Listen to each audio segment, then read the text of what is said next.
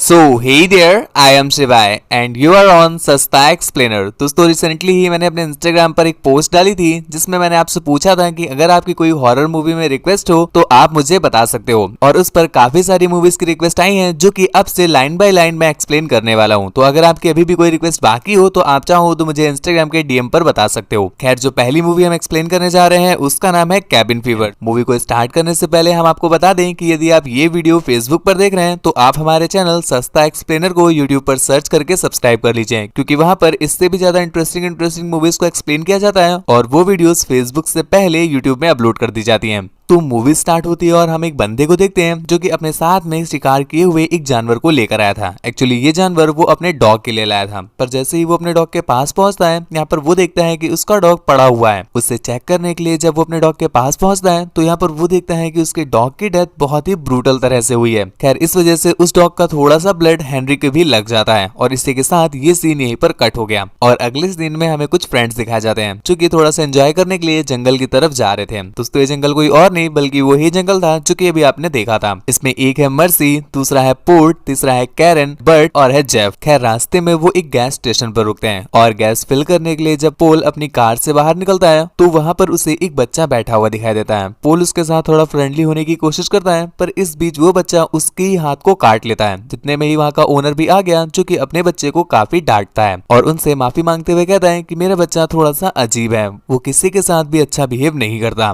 खैर, यहाँ पर हम एक और बंदे को देख पाते हैं जिससे जब पता चलता है कि ये लोग जंगल की तरफ जा रहे हैं तो ये उन्हें थोड़ा सा वार्न करता है कि आप जंगल में ध्यान से रहिएगा, वहां पर बहुत सारे ऐसे लोग हैं जो कि इन्फेक्टेड हैं, अगर आप उनके कांटेक्ट में आ जाओगे तो आप भी इन्फेक्टेड हो जाओगे। लेकिन फिर भी ये उसकी बातों को इग्नोर करके सीधा अपने कैबिन की तरफ निकल जाते हैं। कुछ देर के बाद ये लोग अपने कैबिन में पहुंच भी गए, पर यहाँ पहुंच करके खुश तो बहुत हैं, बस थोड़ा सा दुखी हो जाते हैं क्योंकि इन्हें पता चला कि इस जंगल में नेटवर्क नहीं आता। खैर, यहाँ पर किसी को भी इस बात से फर्क नहीं पड़ता कि नेटवर्क आता है या नहीं आता है, बस कैरन और बर्ट ये लोग काफी दुखी थे और नेटवर्क की तलाश में कैरन उस कैबिन से बाहर भी आ जाती है। उसके पीछे पीछे पॉल भी गया जो कि उसे समझाता है कि यहाँ पर हमें फोन में ना लग करके बल्कि यहाँ की नेचर को एंजॉय करना चाहिए। खैर, कैरन तो यहाँ पर मान जाती है, पर बर्ट इतना ज्यादा गेमिंग का एडिक्ट हो गया था कि जब वो इंटरनेट से कनेक्ट होकर के गेम नहीं खेल रहा था तो बहुत ज्यादा बोर फील करने लगता है और थोड़ा एंजॉय करने के लिए वो अपनी गन लेकर के जंगल में चला जाता है और गेम को इमेजिन करते हुए इधर उधर फायरिंग करने लगता है। इसी बीच गलती से उसकी एक बुलेट किसी को लग जाती है और यहाँ पर हम देखते हैं जिस बंदे को उसकी बुलेट लगी है वो बहुत ज्यादा जख्मी है। और दोस्तों ये कोई और नहीं, ये हेनरी है जिसे आपने मूवी के स्टार्टिंग में देखा था।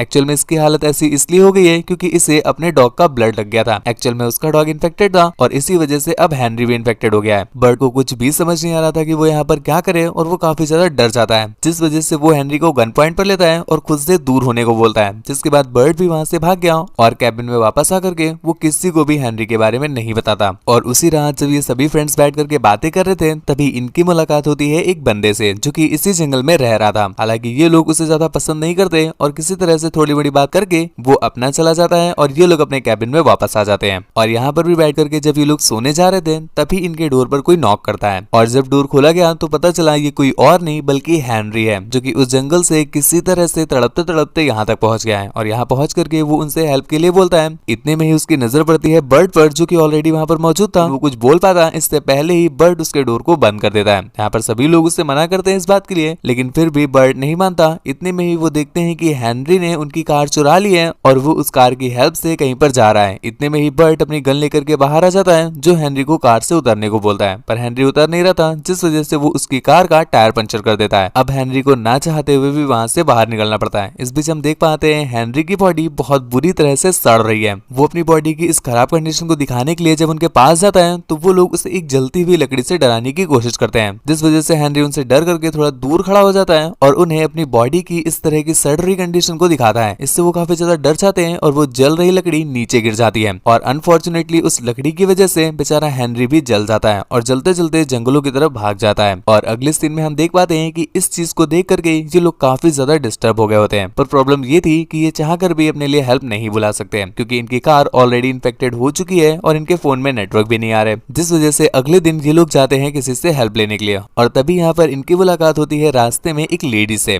जो कि कुछ पिग्स को काट रही थी। रीजन पूछने पर उसने बताया कि ये पिग्स इन्फेक्टेड थे। जिसके बाद वो लोग अपनी सारी कंडीशन उससे बताते हैं, तो वो कहती है कि चलो ठीक है, तुम मेरे घर चलो, मैं तुम्हारी हेल्प के लिए वहां पर कॉल कर दूंगी। पर यहाँ पहुंच करके उनकी नजर पड़ती है एक फोटो फ्रेम पर, जिसमें कोई और नहीं बल्कि हेनरी ही था। जिसे देख करके इन्हें रियलाइज होता है कि हेनरी इनका ही कोई ना कोई लगता है, जिस वजह से वो काफी डर जाते हैं और वहां से वापस आ जाते हैं। केविन पहुंच करके उनकी मुलाकात होती है एक पुलिस ऑफिसर से। ये लोग उसे अपने ऊपर बीती सारी कंडीशन बताते हैं, जिस पर वो भी इनकी हेल्प करने को एग्री कर जाती है और एक कार भेजने का वादा करके वहां से वापस चली जाती है। उसके जाने के कुछ देर के बाद यहाँ पर इनकी नजर पड़ती है कॉर्नर के उस डॉग पर। दोस्तों कॉर्नर को आप जानते होंगे, जिसे आपने थोड़ी देर पहले देखा था। जो उसका डॉग है वो काफी अजीब सी हरकतें कर रहा था और देख करके साफ साफ समझ में आ रहा है कि ये भी इन्फेक्टेड है। और इसे मार करके भगाने के लिए वो लोग एक पत्थर उठाते, इससे पहले ही दूसरी तरफ से मर्सी गन की हेल्प से उसे भगा देती है। अगले सीन में हम कैरन को देख पाते हैं, जो कि अपने रूम में बैठी थी और उससे मिलने के लिए पॉल वहां पर आता है और ये लोग एक दूसरे के साथ इंटीमेट होने लगते हैं। पर इसी बीच हम देखते हैं कैरन को प्राइवेट पार्ट में काफी ज्यादा पेन होने लगता है। चादर हटाने पर पता चला कि उसका प्राइवेट पार्ट इन्फेक्टेड हो चुका है, जिसे देख करके इन्हें एक सेकंड भी नहीं लगता ये जानने में कि कैरन इन्फेक्टेड है। जिसके बाद जल्दी से पॉल जाता है सभी लोगों के पास हेल्प मांगने के लिए। पर यहाँ पर बर्ट एक बार फिर से सेल्फिशनेस दिखाते हुए कैरन की कोई हेल्प ना करके उसे उसके ही रूम में बंद कर देता है। यहाँ पर कैरन को काफी पेन हो रहा था और वो काफी चीख भी रही थी, पर बर्ट ना तो खुद हेल्प करता है और ना ही किसी को हेल्प करने देता है। बाहर आकर के वो सभी लोगों को समझाता है कि यहाँ पर हो सकता है कैरन के अलावा और भी कोई इन्फेक्टेड हो, इसलिए सभी लोगों को चेक किया जाएगा। जिसके बाद वो सभी लोगों को चेक करते हैं, पर फॉर्चुनेटली यहाँ पर और कोई भी इन्फेक्टेड नहीं निकलता। लेकिन वो रिस्क नहीं ले सकते थे, जिसके बाद ये सभी लोग अलग अलग रूम में रहने लगते हैं। इसके बाद उसी रात उन्हें एक बार फिर से कॉर्नर का डॉग मिलता है, जिसकी कंडीशन पहले से और भी ज्यादा खराब लग रही थी और इस बार वो काफी ज्यादा एग्रेसिव मोड पे भी था। इतने में ही उसे कैरन की स्मेल आती है, तो वो कैरन के डोर को खोलने की कोशिश करता है और उसकी इस आवाज को सुन करके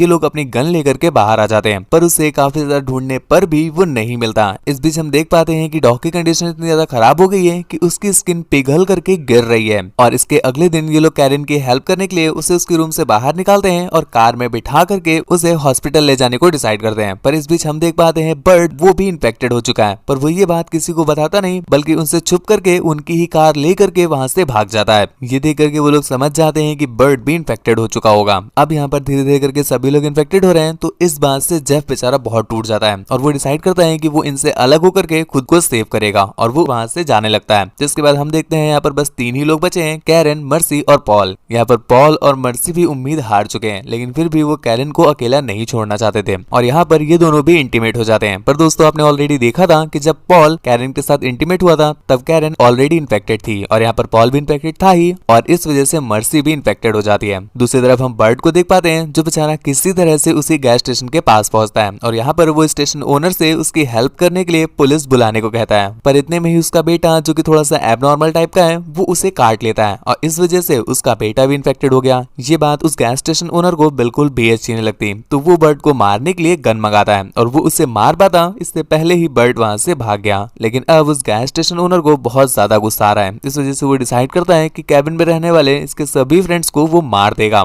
और इस बात के लिए वो बर्ट का पीछा भी करता है और बर्ट उससे भागने की काफी कोशिश भी करता है। लेकिन कुछ देर के बाद बर्ट को समझ आ गया कि वो उससे भाग नहीं सकता, जिसके बाद कार से निकल करके वो जंगल में छुपने चला जाता है। यहीं पर दूसरी तरफ हम देखते हैं मर्सी को, जो कि अब धीरे धीरे पूरी इन्फेक्टेड होती जा रही है और इस वजह से जो उसकी स्किन है वो नॉर्मली रेजर की वजह से भी निकल करके बाहर आ रही है, जिस बात से उसे काफी ज्यादा दर्द भी हो रहा है और वो तड़प करके चीख रही है। यहीं पर दूसरी तरफ हम पॉल को भी देख पाते हैं, जो कि उसी नदी के पास में खड़ा था। इतने में ही कोई उसे नदी से खींच करके नदी में गिरा देता है। दोस्तों ये कोई और नहीं बल्कि हेनरी था और यहाँ पर हमें पता चलता है कि जलने के बाद भी हेनरी बच गया था और इसी बात का बदला लेने के लिए वो वापस आया है। पर पॉल किसी तरह से बल दिखाते हुए उसे वहीं पर मार देता है। इतने में ही हम मर्सी को देखते हैं, जिसकी बॉडी की स्किन टूट टूट करके जमीन में गिर रही थी और वो किसी तरह से तड़पते तड़पते अपने रूम से बाहर आई है और यहाँ पर ऑलरेडी कॉर्नर का डॉग मौजूद था, जो कि उसे देखते ही उस पर अटैक कर देता है। यहाँ पर दूसरी तरफ हम पॉल को देख पाते हैं, जिससे बस मर्सी की चीख सुनाई देती है और चीख को सुन करके वो जल्दी से उसकी हेल्प करने उसके पास पहुंचता है। पर यहाँ पर बहुत देर हो चुकी थी, क्योंकि उसके डॉग ने मर्सी को खा लिया था और वो कुछ समझ पाता है इससे पहले ही उसे कैरन के रूम से भी आवाज आने लगती है और वो जब कैरन का डोर खोलता है तो उसे पता चला कि कैरन का डॉग उसे जिंदा ही खा रहा है। जिसके बाद ज्यादा देरी ना करते हुए वो जल्दी से डॉग को मार देता है। लेकिन कैरन बेचारी, जो कि इतनी ज्यादा दर्द में है, तो वो उससे कहती है कि प्लीज तुम मुझे भी मार दो, जिस पर वो मना कर देता है। लेकिन कैरन को इतना ज्यादा दर्द हो रहा था कि वो उसे इस बात के लिए बैक करने लगती है, लेकिन एंड टाइम पर उसकी गन काम करना ही बंद कर देती है, जिस वजह से वो एक वेपन लेकर के उसके उसके गले पर अटैक करता है, पर एक बार अटैक करने की वजह से उसकी मौत नहीं होती, बल्कि वो और भी ज्यादा तड़पने लगती है। अब बेचारे से हो ही नहीं पा रहा था, तो वो डिसाइड करता है कि वो फ्यूल डाल करके उसे जला देगा, जिसके बाद वो ऐसा करता भी है। इतने में ही बर्ड भी वहां पर पहुंच गया। उससे पूछने पर वो बताता है कि उस गैस स्टेशन के ओनर्स यहाँ पर आ रहे हैं उन्हें मारने के लिए, और वो ज्यादा कुछ बता पाता इससे पहले ही उसका ओनर वहां पहुंच करके एक शॉटगन की हेल्प से उसका सर ही उड़ा देता है। और अब इनका अगला टारगेट पॉल ही था, पर वो पॉल को मार पाते इससे पहले ही पॉल अपनी गन की सेफ्टी हटा करके उन तीनों को मार देता है, जिसके बाद वो उनकी ही कार लेकर के वहां से बाहर जाने लगा। कुछ दूर जाने के बाद उसे कुछ आवाज सुनाई देती है, और आवाज को फॉलो करते करते वो कुछ लोगों के पास पहुंचता है जो कि उसी जंगल में फायर कैंप लगा करके अपना एंजॉय कर रहे थे। इनमें से एक वही पुलिस ऑफिसर थी जो कि उनकी मदद का वादा करके चली गई थी। पॉल उस पर बहुत ज्यादा गुस्सा करता है और उससे कहता है कि तुम मेरी हेल्प करो, चाहे कैसे भी करो, जिस पर वो पुलिस ऑफिसर उसे बताती है कि मैं तुम्हें एक शॉर्टकट बताती हूँ जिससे तुम जल्दी से जंगल से बाहर निकल करके शहर पहुंच जाओगे, और वो उसे एक शॉर्टकट बता देती है। कुछ दूर के बाद पॉल चलते चलते ऐसी जगह पर पहुंचता है जहां पर आगे रास्ता ही नहीं था। मतलब यहाँ पर उस पुलिस ऑफिसर ने उसे शॉर्टकट नहीं बताया था, बल्कि जंगल में ही गुमराह कर दिया था। और अगले दिन हम देखते हैं कि जेफ अब वापस आया है अपने फ्रेंड्स को देखने के लिए, पर यहाँ पर उसे उसके फ्रेंड्स तो नहीं मिलते, बाकी उन सभी लोगों की बॉडी जरूर मिल जाती है। और इतने में ही उसकी नजर पड़ी उसके हाथ पर, जिसे देख करके वो समझ गया कि अब वो भी इन्फेक्टेड हो गया है। लेकिन इस बेचारे को आसान मौत मिलती है, क्योंकि दूसरी तरफ से हम देखते हैं उस पुलिस ऑफिसर को